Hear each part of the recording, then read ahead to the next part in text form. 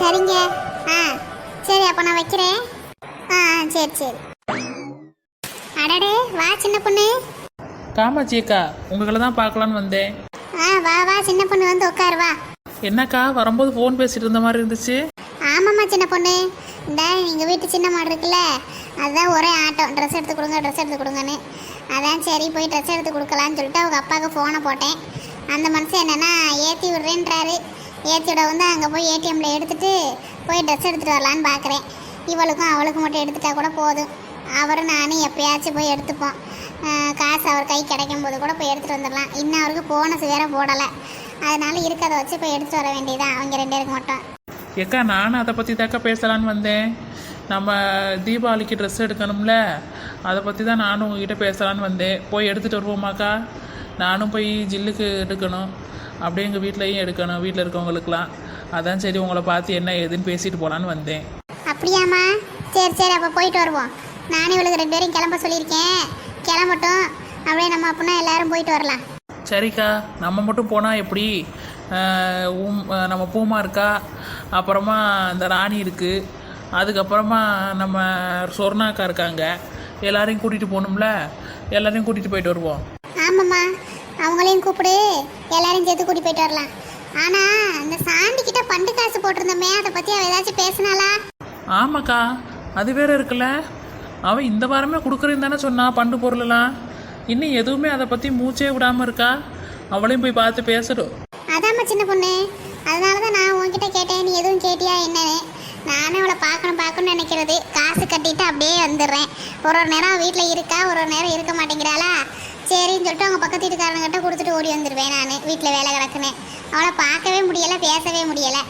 இந்த வாரம் கொடுக்குறேன்னு சொன்னால் போன வாரம் கேட்டதுக்கு அதான் எதுவுமே சொல்லாமல் இருக்காளே அப்படின்னு பார்த்தேன். ஆமாக்கா, நானும் பார்க்கணும் தான் நினைக்கிறேன். என் வீட்டுக்காரர் பண்டு காசு அப்படியே ஜிபே பண்ணி விட்டுறாரா, அதனால எனக்கும் ஒன்றும் தெரிய மாட்டேங்குது. நானும் அவர்கிட்ட சொல்லி மாமியாக்காரிக்கு தெரியாமல் தான் நான் ஏற்றி விட்டுட்ருக்கேன். அதனால நீங்கள் ஜிபே பண்ணுங்கன்னு சொல்லுவேன், அவர் பண்ணி விட்டுருவாரு. அவ்வளோதான் எனக்கு தெரியும். மித்தபடி நானும் அவங்கள போய் நேரில் பார்க்கறது இல்லைங்கிறதுனால எதுவுமே தெரிய மாட்டேங்குது. தாரேன் தான் சொல்லியிருப்பாங்க போல இருக்குது. போன வாரம் என் வீட்டுக்காரன் ஃபோன் அடித்து கேட்க சொன்னேன். அதனால் தாரேன்ப்பா, சீக்கிரம் கொடுத்துட்றேன் அப்படின்னு சொல்லியிருப்பாங்க போல. ஆனால் எப்போ தாராக என்ன ஏதுன்னு ஒன்றும் தெரியலை. எனக்குனேன்னு இருக்காங்க. கொடுத்தா தானே நம்மளும் வீட்டில் ஸ்வீட்டு ஏதாச்சும் செய்ய முடியும்.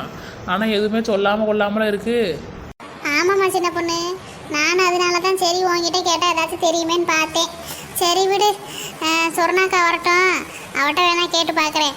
அவளும் சீட்டு போட்டிருந்தால, அவகிட்ட கேட்டால் தெரியும். அவள் அந்த பக்கம் தான் மாடுகளை மேய்ச்சிட்டு போகிறனால அவள் பார்த்து கேட்டிருந்தாலும் கேட்டிருப்பான் நேரம். அவள் வரட்டும், அவட்ட வேணா கேட்போம். ஏக்கா, ஸ்வீட்டு பண்டு தானே போட்டிருக்கீங்க? அந்த ஸ்வீட்டு அப்புறம் இந்த பித்தாளை பானை இதெல்லாம் கொடுக்கறது போட்டிருந்துச்சு, அதானே நீங்கள் போட்டிருக்கீங்க? ஆமாம்மா, அதை தான் நான் போட்டிருக்கேன். அதுக்கு தானே ஒரு வருஷமாக கட்டிக்கிட்டு இருந்தோம். ஒரு பொருளாக எப்படியே பண்டு போட்டு கொஞ்சம் சேர்த்தோம்னா பிள்ளைகளுக்கும் பொருள் சேர்ந்த மாதிரி இருக்கும். நமக்கும் தீபாவளி அப்போ வாங்குகிற பொருட்கள் எல்லாம் வீட்டுக்கு வந்த மாதிரி இருக்கும். போய் சேர்த்துக்கிட்டு அந்நேரத்தில் போய் வாங்கிட்டு தெரிய முடியாது. ட்ரெஸ் எடுக்கிறதுக்கே இங்கே காசு போனஸ் போடுறதுக்கு வெயிட் பண்ண வேண்டியதாக இருக்குது. இதில் இந்த பொருளெல்லாம் அந்த நேரத்துக்கு போய் வாங்கிட்டு இருக்க முடியாதுல்ல. அதனால தான் ஒரு வருஷமாக பண்டை போட்டு சேர்க்கறது. அப்போ சரிக்கா, நாம் என்ன ஏதுன்னு கேட்போம். நீங்கள் கிளம்புங்க, நான் போய் அந்த 3 பேர்த்திட்டையும் சொல்லிவிட்டு நானும் போய் எங்கள் வீட்டுக்காரர் என்ன ஏதுன்னு கேட்டுட்டு கிளம்புறேன். அப்போ தான் என்னன்னு எனக்கு தெரியும். ஓ, வீட்டுக்காரர் வரலையா சின்ன பொண்ணு துணி எடுக்க? அந்த மனுஷே வரலக்கா, நான் மட்டும்தான் வரேன். ஜில்லுமே வந்தால் தான் வருவான்னு நினைக்கிறேன். ஏன்னா அவளுக்கு கொஞ்சம் சளி பிடிச்சி காய்ச்ச பார்த்துக்கோங்க, காய்ச்ச அடிச்சுக்கிட்டே இருக்கா. அதனால் பிள்ளைய வெளியே கூட்டிகிட்டு போகாதன்றது எங்கள் மாமியா கிளவி. அதனால அவளை கூட்டிகிட்டு வந்தால் தான் வருவேன். அவள் ரொம்ப அடம் பிடிச்சி வரேன்னு சொன்னால் கூட்டிகிட்டு வருவேன். இல்லைன்னா நான் மட்டும்தாக்கா வருவேன், கார் எடுத்துகிட்டு போயிட்டு வருவோம். ஆனால் சின்ன பொண்ணு, இன்னைக்கு இவ்வளோ நேரம் ஆயிடுச்சு, பேசாமல் நாளைக்கு வேணா போவோமா? இவங்க அப்பாட்டையும் கேட்டேன், பக்கத்தில் தான் பெரட்டி காசு போட்டுவிடணுன்றாரு. அந்த மனுஷனையும் ரொம்ப தொந்தரவு பண்ணுறதுக்கு கொஞ்சம் ஒரு மாதிரி தான் இருக்குது. பேசாமல் அவருக்கு ஃபோன் பண்ணி நாளைக்கு கூட காசு பெரட்டி கொடுங்கன்னு சொல்லிட்டு நாளைக்கு கூட போவோமா? அக்கா, எனக்கு ஒரு பிரச்சனை இல்லை. நீங்கள் என்னைக்குன்னு எனக்கு முடிவாக சொல்லுங்கள், அன்னைக்கு வேணால் போயிட்டு வருவோம்.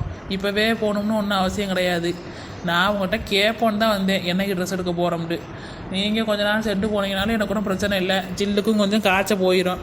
அப்புறம் நானும் அவளை கூட்டிகிட்டு வருவேன். அப்போ அண்ணன்ட்ட என்ன ஏதுன்னு கேட்டுட்டு கூட சொல்லுங்கக்கா, எனக்கு ஒன்றும் பிரச்சனை இல்லை. அப்படியா சின்ன பொண்ணு? அப்போ பேசாமல் அந்த மனுஷங்கிட்ட யார்ட்டையும் கேட்க வேணாம்னு சொல்லிட்டுமா? பாவம், பிள்ளைங்க ஆசைப்பட்டு கேட்டாளுங்கன்னு சொல்லிட்டு அவர்கிட்டையும் நான் ஃபோனை போட்டு கொஞ்சம் காசு கொடுங்கங்க, பெரியவளுக்கும் சின்னவளுக்கும் போய் ட்ரெஸ்ஸை மட்டும் அவளுக்கு மட்டுமாச்சும் எடுத்துகிட்டு வரேன்னு சொல்லி கேட்டேன். அக்கம் பக்கத்தில் தான் பரட்டி கொடுக்குறேன்னு தெரிஞ்ச பசங்கிட்ட கேட்டுன்னு சொன்னார். அவர் போய் அடுத்தவங்கிட்ட கேட்குறது எனக்கு கொஞ்சம் சங்கட்டமாக தான் இருக்குது.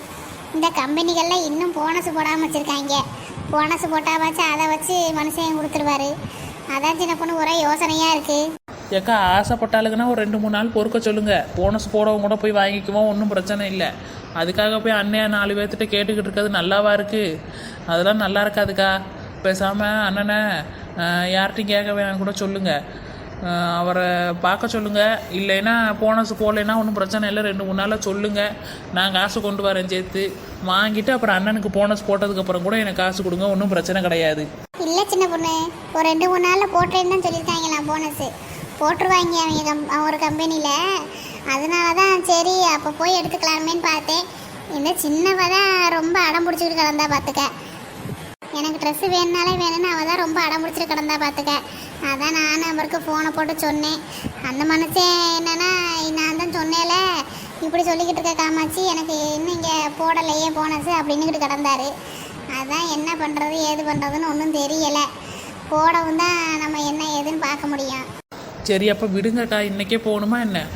பேசாமல் இருங்க, 2-3 நாள் சென்று கூட போவோம், ஒன்றும் பிரச்சனை கிடையாது. போகும்போது சொல்லுங்கள், நம்ம சேர்ந்து போயிட்டு வருவோம். நான் கார் எடுத்துகிட்டு வரேன், அதில் கூட போயிட்டு வரலாம், ஒன்றும் பிரச்சனை இல்லை. அப்போ சரி சின்ன பொண்ணு, நான் பிள்ளைகிட்ட போய் சொல்கிறேன், ஒரு 2-3 நாள் சென்று போவோம், அப்பாவுக்கு போனஸ் போடுவோம் அப்படின்னு சொல்லி. அப்போ போய் கூட எடுத்துப்போம். சரிக்கா, போய் பிள்ளைகிட்ட சொல்லிட்டு வாங்க. பிள்ளைங்க பாவம் ஆசையாக கிளம்ப போகிறாளுங்க. சின்னப்பட்ட எதுவும் சொல்லலை, பெரியவளை தான் புக்கு நோட்டெல்லாம் எடுத்து வைமா, அப்பாட்ட கேட்டுட்டு வரேன் அப்படின்னு சொல்லிட்டு வந்தேன். அதான் அவட்ட மட்டும் ஒரு வார்த்தை சொல்லி வைக்கணும். ஏன்னா பெரியவட்ட சொன்னால் கூட புரிஞ்சுக்குவா. இந்த சின்ன மாடு இருக்குவார், அதுகிட்ட சொன்னோம்னா ஒரு தலைக்கு நிற்கும். அதனால தான் அதுகிட்ட கிளம்பு அது அப்படி இப்படின்னு எதுவுமே சொல்லலை. ஏன்னா கிளம்ப சொல்லிட்டு அவளெல்லாம் உட்கார சொன்னோம்னா மூஞ்சியை காமிப்பா. அதனால தான் அவகிட்ட எதுவுமே சொல்லாமல் இவளை மட்டும் கிளம்ப சொன்னேன். சரிக்கா, அப்போ ஒரு 2-3 நாள் சென்று கூட போவோம்.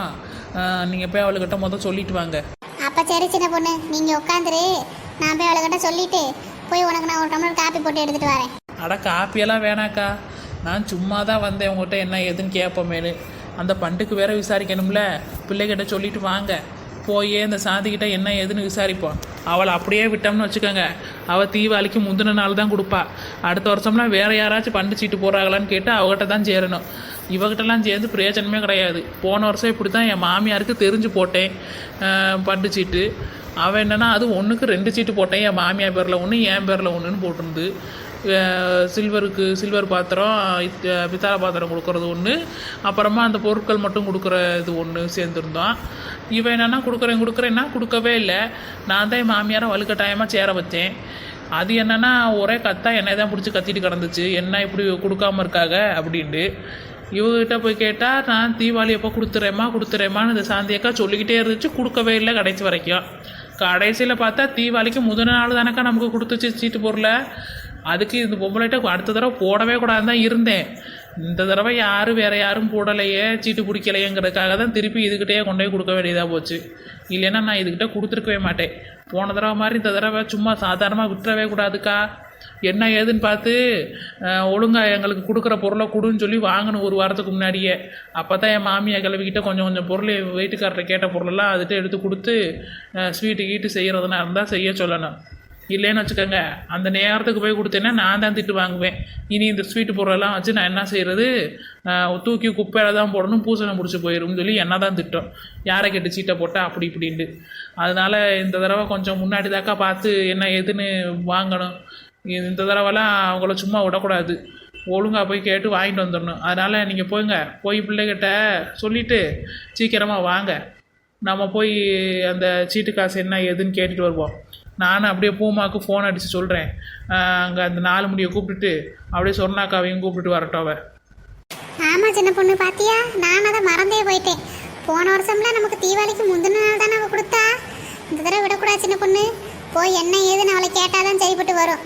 இப்படியே வீட்டுக்கு இருந்தோம்னா அவள் எனக்கனேன்னு இருந்துப்பா. நம்ம தான் ஸ்வீட்டு செய்ய முடியாமல் ஒன்றும் செய்ய முடியாமல் போகும். நானும் போன வருஷம் என் வீட்டுக்காரரை திட்டு தான் வாங்கினேன். இப்படி கடைசி நேரத்தில் சீட்டு காசை கொடுத்துருக்காங்க, சீட்டு பொருளை கொடுத்துருக்காங்களே, அதை வச்சுக்கிட்டு நீ என்ன செய்வ, இப்போ ஸ்வீட் செய்வியா உட்காந்து நாள் நைட்டு உட்காந்துன்னு சரியான திட்டு. நாங்கள் முன்னாடியே வாங்கி ஒரு வாரத்துக்கு முன்னாடியே என் வீட்டுக்கார சந்தைக்கு கூட்டிகிட்டு போய் என்னென்ன பொருள் வாங்கணுமோ எல்லாத்தையும் வாங்கிட்டு வந்துட்டோம். நாங்களும் போய் ஒவ்வொரு கடையாக ஏறி இறங்கி ஸ்வீட்டுக்கு தேவையானது எல்லா பொருளையும் வாங்கி முறுக்குக்கு அரிசி மாவு அது இதுன்னு எல்லாத்தையும் வாங்கிட்டு வந்துட்டோம். எண்ணெயெல்லாம் வாங்கிட்டு வந்து நாங்களும் முறுக்கு சுட்டு அதிரசம் சுட்டு எல்லாம் பண்ணி முடிச்சதுக்கப்புறமா கொண்டு வந்து நாள் நைட்டு இறக்க போகிறேன் நான் பொருளை நீங்கள் எடுத்துக்கங்கன்னு சொல்கிறான். அதனால தான் எனக்குமே போன தடவை கோவம். இந்த தடவை நானே விட்ட போடக்கூடாதுன்னு தான் நினச்சேன். ஆனால் எங்கே நம்ம ஊருக்குள்ளே தான் ஒருத்தரும் குடிக்க மாட்டேங்கிறாங்க சீட்டு. வேறு யாராச்சும் அடுத்த தடவை குடிச்சா அடுத்து வேறு யார்ட்டாச்சும் தான் போடணும். இல்லைன்னா நம்மளுக்குள்ளேயே ஒரு ஆளை தேர்ந்தெடுத்து நம்ம போட்டுக்கிற வேண்டியதான். இவகிட்ட அடுத்த தடவைலாம் போட்டால் சரிப்பட்டு வராது. என் வீட்டுக்காருக்கு தெரிஞ்சாலும் அடுத்து திட்ட தான் செய்வார். அதனால் நான் இந்த தடவை ஒரு வாரத்துக்கு முன்னாடியாச்சும் வாங்கணும். இவளை நம்பிக்கிட்டு நான் இந்த தடவை போய் ஒன்றும் வாங்காமல் கொள்ளாமல் இருக்கேன். பிள்ளைகளும் ஸ்கூலுக்கு போகையில் என் ஃப்ரெண்டு வீட்டில் இது செஞ்சாங்களாம், என் ஃப்ரெண்டு வீட்டுகளில் அது செஞ்சாங்களான்னு சொல்லிட்டு தான் இருக்குங்க பிள்ளைங்க. நானும் சரி இந்த பண்டு பொருள் வரட்டுமா நான் செஞ்சு தரேன்னு சொல்லி வச்சுருக்கேன். அந்த பண்டு பொருளை அவள் எப்போ கொடுக்குறாளோ அப்போ தானே செய்ய முடியும். அதனால் இன்றைக்கி போய் கண்டிப்பாக சொல்லிட்டு வந்துடணும், எங்களுக்கு 2 நாளும் பண்டு பொருள் வேணும்ண்டு.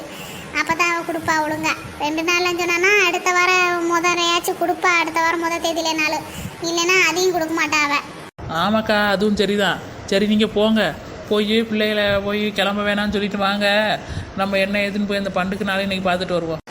சரிம்மா சின்ன பொண்ணு, நீ இரு, நான் அந்த வந்துடுறேன்.